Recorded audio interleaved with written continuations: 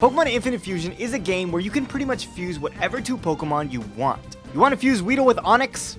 It's a thing. What it does is take the body and the head of either of the Pokemon and just slaps them together, and some look surprisingly cool. But this game also has some custom sprites that look 10 times better than the regular ones, and I wasn't using it at first, but down the line I was. Now I didn't just want to do any hardcore nuzlocke here. I've seen that Aegislash fuses pretty good with some Pokemon, and because of that, I wanted to try to beat this game using only Aegislash fusions. And to make this run a bit spicier, we're going to be randomizing the wild Pokemon and every single trainer. It's a built-in randomizer, so we can change a whole bunch of things. I made it so we won't find a Suicune or an Entei on Route 1, and this way we won't have broken Pokemon, and this should scale the gym leaders and every other trainer as well. Alright, let's do this. So we start in Gramps' lab, and oddly enough, our randomized encounters on this table had a Honedge. What are the odds? We also had a Solosis and a Pikachu. I figured that Aegislash and Aegislash would fuse into something amazing, so I picked Honedge. Now you may be asking, how am I even gonna get Honedges? And the simple answer is, if you've already beaten this game, you have the option to start a new game plus. And what this allows you to do is start with whatever Pokemon you caught in your original save file.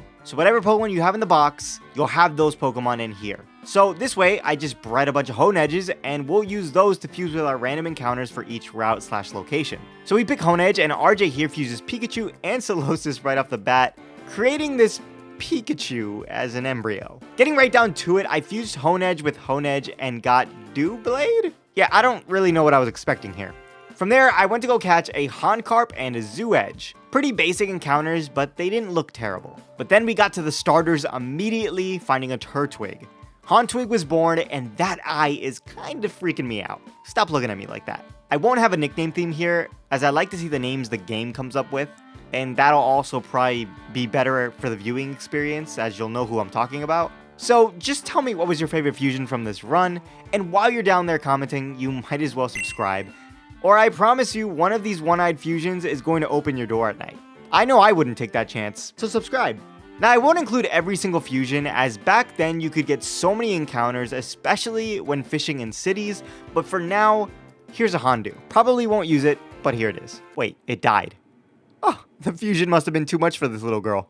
This clearly doesn't count, but I found it pretty funny. I got her super weak when I caught her, and when you fuse Pokemon, it might de-lower the level, so that's why she's fainted. I do want somewhat of a chance to win this run, since I feel like it's going to be super difficult, not knowing types, so the randomizer allows you to make gym leaders have type teams like the base games. For example, Brock here is now a poison type expert. What a way to start off, considering most of my Pokemon are steel types. Okay, Toka Inks is super cute. I need this fusion in the real games. Another thing is we can't use our full team to fight gyms. I have to enter the amount they have. In this case, I entered Aegislash and Zooedge. Brock had a Nidoedge, and the broken thing is that I have Swords Dance, so every single one of my Pokemon have Swords Dance. So this was a clean sweep, although I'm not mad at this Letty raid. This makes me like Lettyba a little bit more. Also, since we have no guard, Fury Cutter will never miss, and this will go for any move that's inaccurate. Alright, never mind. Screw the Shinx and Togepi fusion, I need this sheep. Now, Honcarp did die and I wasn't recording. Ground types are extremely scary right now, as I don't have a flying type or something with Levitate. Luckily, Hauntwig did manage to KO this guy. Hey yo, Nurse Joy! I need some healing. Listen, I don't care if you're helping out here with whatever crisis you got going on, but there's a whole bunch of people waiting for you inside. Do your job. In Mount Moon, I actually found my favorite Pokemon, Mareep. Honestly, not bad at all. And it's a ghost type. I like how the fluff is incorporated in its design. For this fusion, it's pretty much going to stay the same until it evolves into Aegislash. What did Slugma say when his car got stolen? Where'd my car go? Oh, come on, guys. That was actually good. Wooper's fusion was actually custom, I think. It uses his tongue as the sword. I think if anything, this makes us love Wooper even more. We also found a Dratini who wasn't too special, but he did have Dragon Rage, which was super useful for the next fight. See, RJ had a Digmar, fire and ground type. Two things most of my team will die to. But Dra-Edge isn't a steel type and is resisted to any fire type moves. Also, it has Dragon Rage.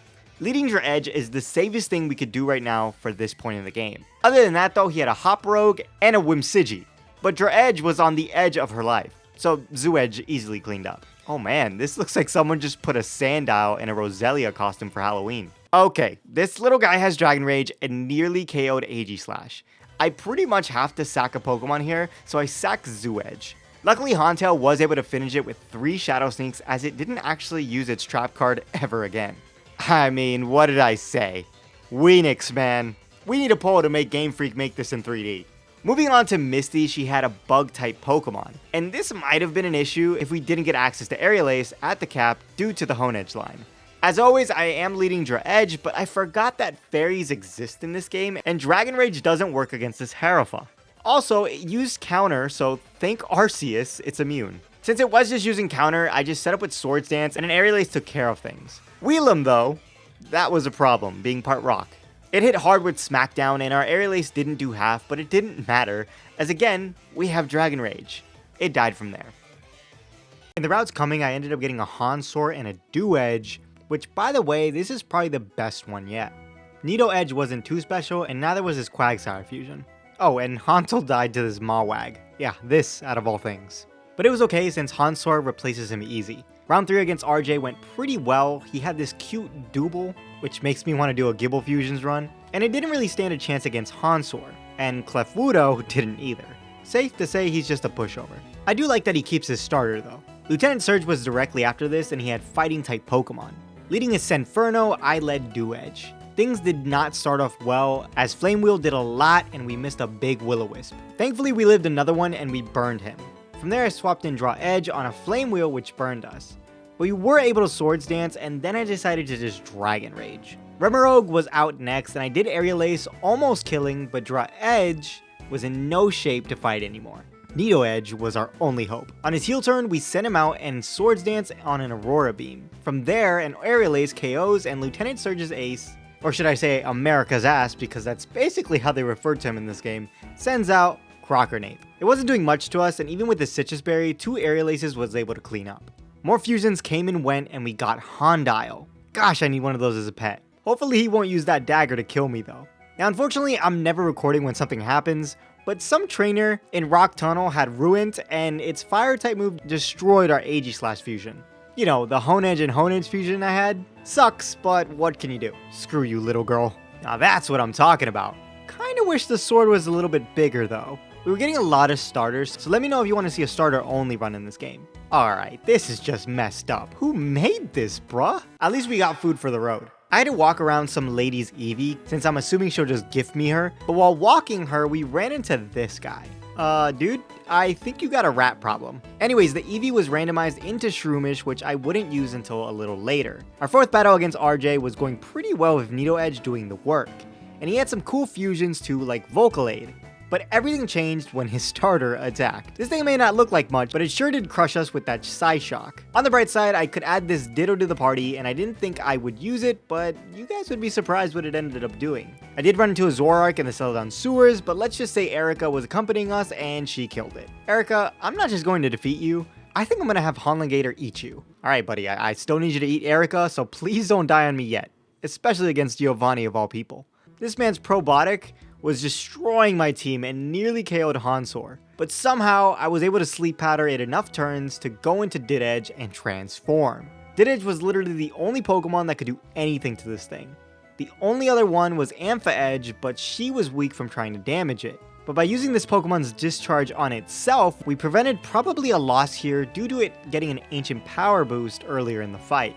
You'd think Giovanni's Fletchikin would be more terrifying, but KFC didn't stand a chance. Hey, good to know this perv still exists in the game. Like seriously, why did Game Freak ever think this guy standing outside looking at the ladies was ever a good idea? Now a while back I did get a Hanseal, but I haven't really been using it up until now, and the reason I am putting it on the team for a short while is because it has the ability Thick Fat, which will help for the next gym.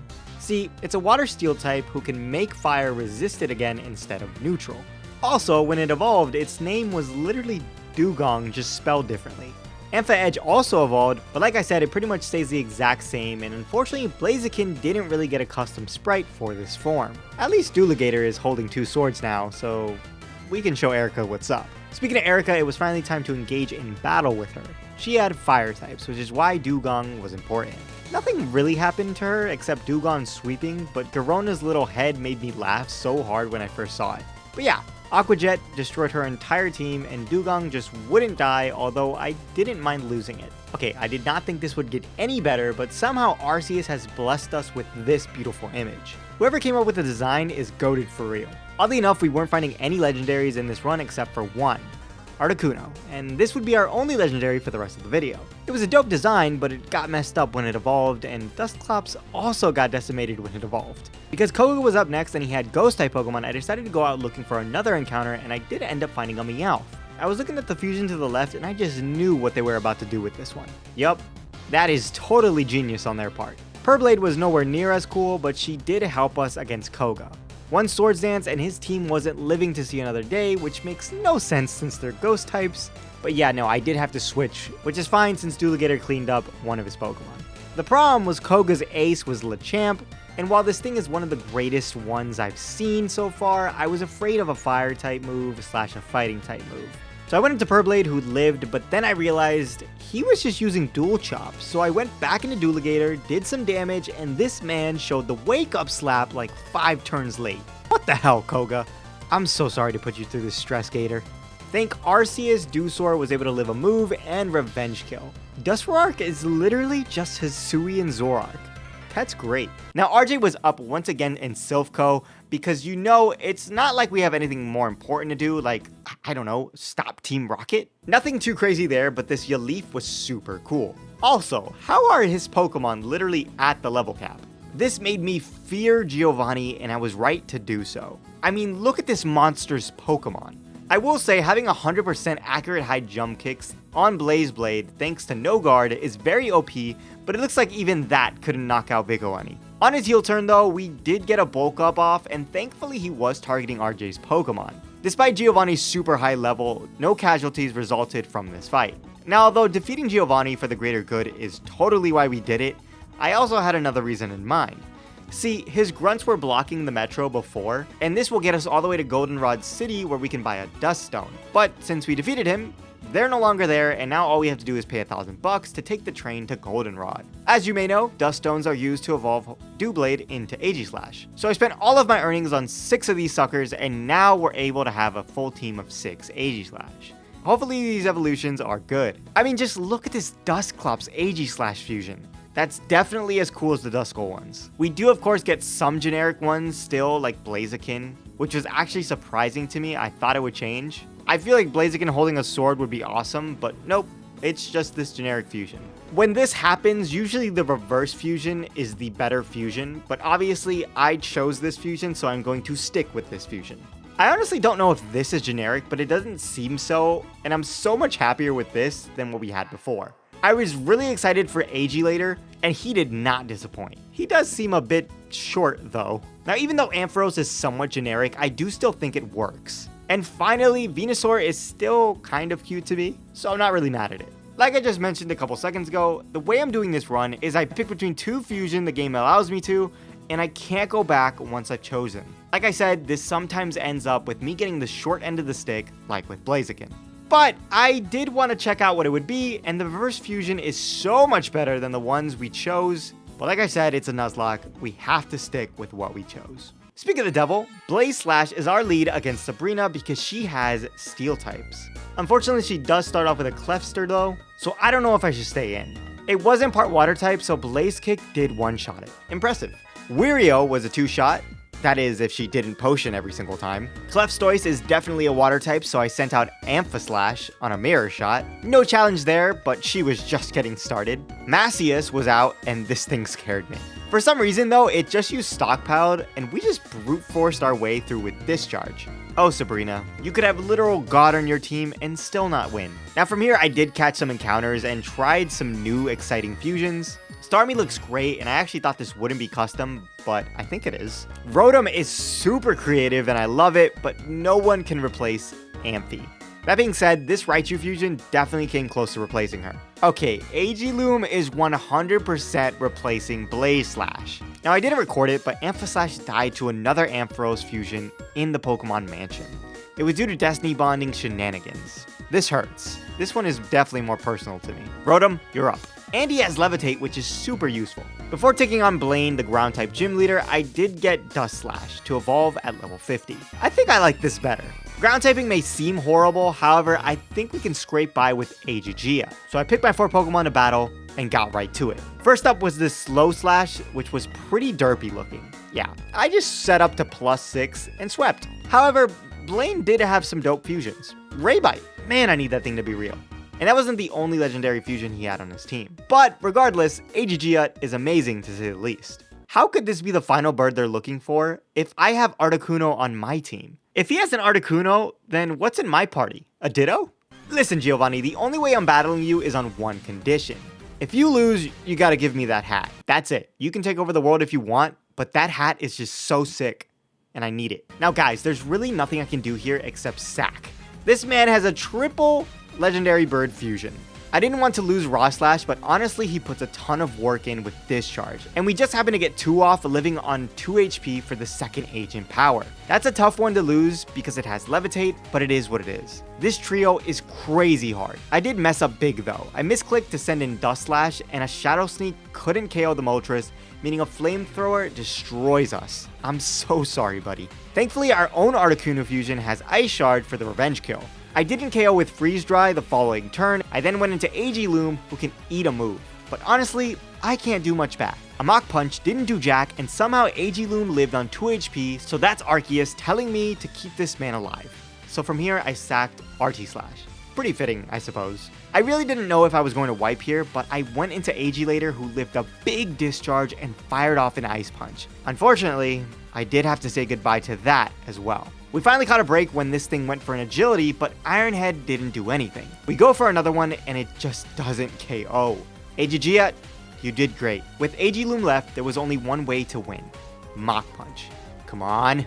Oh my god, the run is still alive! Oh, that was a bloodbath! What the hell is this game? You all did so wonderful, and I'm proud of every single one of you Aegis. With this, I spent the next hour piecing together a whole bunch of Pokemon with Aegislash, but we got even better encounters. I present the new age of Aegis. Aegiswine, fantastic armor. Aegidrio with that immunity to ground types. Aegisaur, which just looks like Mega Scizor with Aegis skin. And this was pretty unique. We're bringing back Dragonair since it's almost time to evolve it, but this fused majestically. It's not even really trying to be Aegislash. I wonder if this is some sort of reference or not. And that's the new team. Hopefully they don't face a triple legendary fusion like the last one. Hey look, a Doger. It looks like Giovanni is a flying type trainer, which makes total sense since he's a total chicken. He's been avoiding me most of the game. Now he isn't messing around, leading this Empo Flame. Wow, I need me one of those. Of course, our Thunderbolts were doing a ton of damage. However, he did end up switching before Aegichu could knock him out. Man Mega came in, which was weird. I thought he would have went for a ground type, but no. Bro, how many full restores do you have? Alright, then he just U-turns into Empo Flame again. See, this is why you need that trio fusion, because you're literally ass with every other Pokemon in this game. Mamtu could have been a ground type, but he must have just fused them wrong. Bro, will you stop switching?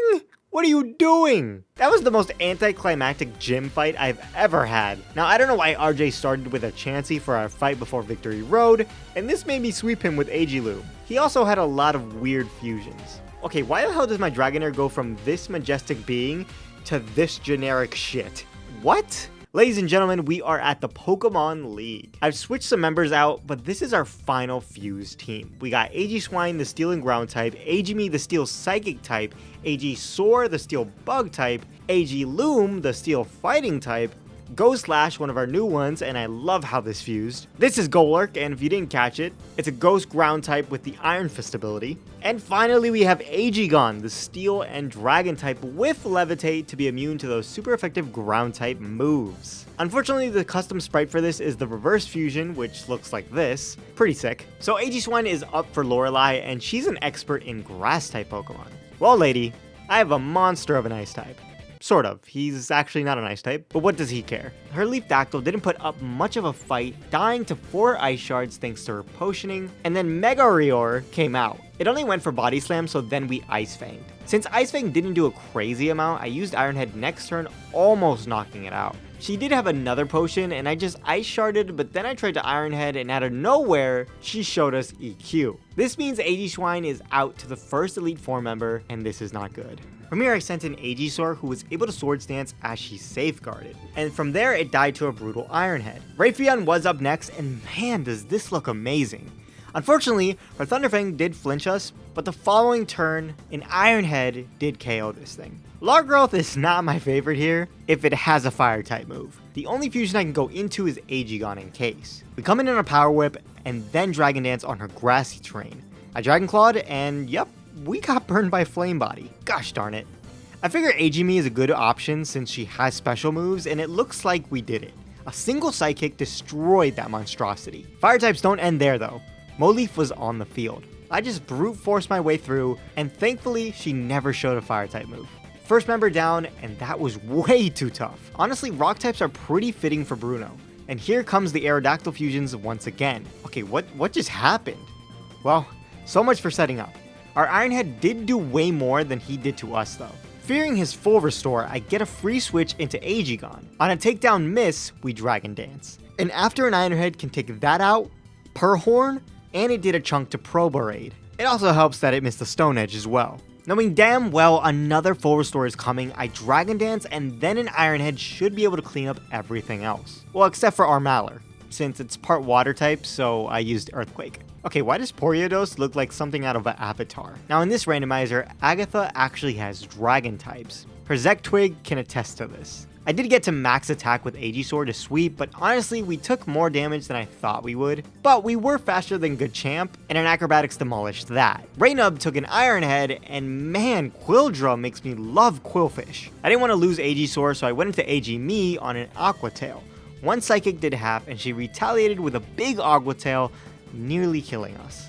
That was way too close. I figured this thing doesn't have priority, so another Psychic, and that's that. Pelorus. Man, that thing's adorable. Fearing a potential EQ, I go into Aegislash on a Blizzard. The next turn she misses one, and our Dragon Claw can't even do half. I haven't triggered any potions, so I did Dragon Dance, but she ended up freezing us before we could even get it off. Aegiloom, it's your turn. Alright, she Swords Danced on my switch in? Why would you do that? One Blizzard later, and a Sacred Sword finishes the cute dragon off. It's kind of fitting how Lance's alternate typing is Fairy type. After a Swords Dance, Aegislash was able to take this thing out, and Vaporcott came in. What is with Pokemon using Last Resort on their first turn out? Do they not know how the move works? I've been seeing that all run. Our Iron Head did half, but then he went for a Hydro Pump, and that did enormous amounts of damage. Thankfully, Aegislash is still in this. Praying Zapcot goes for an Electric type move, I go into Aegislash, but he actually goes for a Moonblast. Ouch, that did a lot. I can't stay in, so out comes Aegimi on a big Hurricane miss. From there, her Moonblast does a chunk, but not as much as our Psychic. Now I did misclick here and recovered as her Zapcot nearly took me out with Discharge. We definitely die to another one. Oh, and we're paralyzed to make it worse. The next turn he goes for a Moonblast because he's an idiot, and Aegimi broke through for a big Psychic. Since I know a full restore is coming, I go into Aegislash. Now I did Iron Head, but it was neutral, meaning this thing is not a flying type. It's part electric, so the following turn I Earthquaked as he Hurricaned. I'm definitely dead to a Moonblast, but I can't do much else, so he full restores and an EQ doesn't even do half. But then he did something weird. He switched into Sharky. This was my time to Dragon Dance, and I did risk a crit on the second Night Slash to get to +2 in case. Ladies and gents, Lance has fucked up. Royally. Sharky, Zapcot, and Regicott all died to Aegigon's shield. Bro, you had it in the bag. What are you doing? Honestly, we definitely lose there, but hey, I'll take it. Now it's time for the most powerful trainer in the world. It's RJ. And he specializes in, normal fusions? What's going on? He had a Chansey the last time I fought him. Yo, that Thrash did a lot. Well, I don't think Aegislash is sweeping, so I went into Aegislash. And then I went into Aegiloom. I tried switching around to see what he had for moves, and eventually he healed this little bit of health. Pathetic. Now I did try doing some damage with Aegigon, but man, this thing packs a punch, so I just went into Aegislash again, as I can't really set up on this thing. To make things worse, he also has Scary Face. The good news was I was able to pretty much waste all of his heals on the first Pokemon.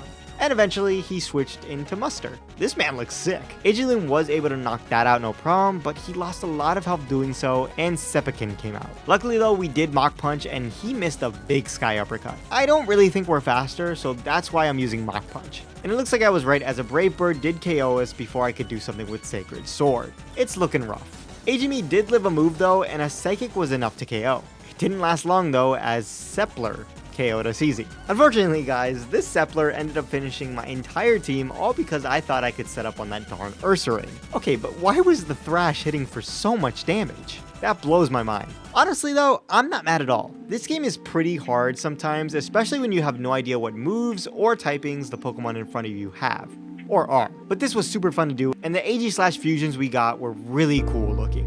I do want to check out some of the fusions we didn't get to see, like this Aegiqueen, who is a true knight, or Crowslash, which I don't know how I feel about. Now, one I really wanted to see was Aegiterra, and I don't know why, but the face is just adorable. Cofagrigus actually has 2 different custom ones, and honestly, this one is better than the other one. And Aegisharp is just great. Looks like a Mortal Kombat character. Oh, and I almost forgot. Let's try Aegislash with Aegislash. Oh, I knew that would look great. That's just awesome, man. But yeah, let me know what fusions I should do in the future, because this was actually really fun to do, and I'm sure other Pokemon fuse just as well, if not better, than Aegislash. I love you guys, and I will see you all next time. Bye!